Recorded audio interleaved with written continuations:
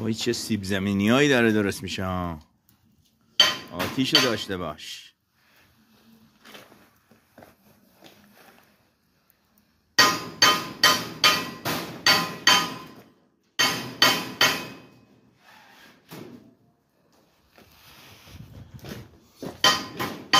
ساخت دانشمندان ایرانی.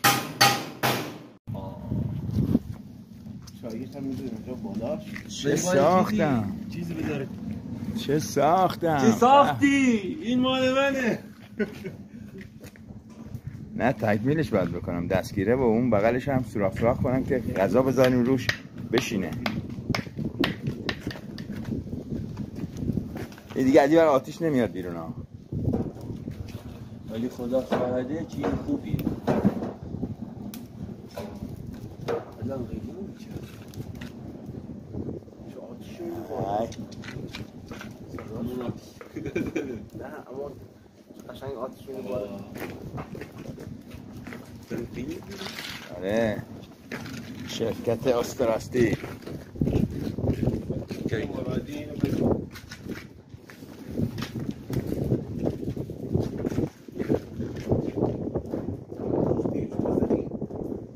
تو منقل می‌سازی ما رو شم می‌کنی واسه.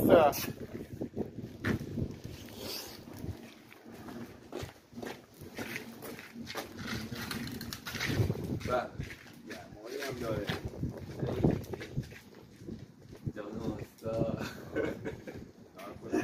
زیاد چوب نریدید. اینجا هم باید ببندیم. خب نه لوله رو میخواد. لوله رو میخواد. اگر لوله نذاریم لوله اگر نذاریم ممکنه کسی آتیش بگیره. ببین خیلی چوب می‌کشید. اینجا نمی‌ذاریم.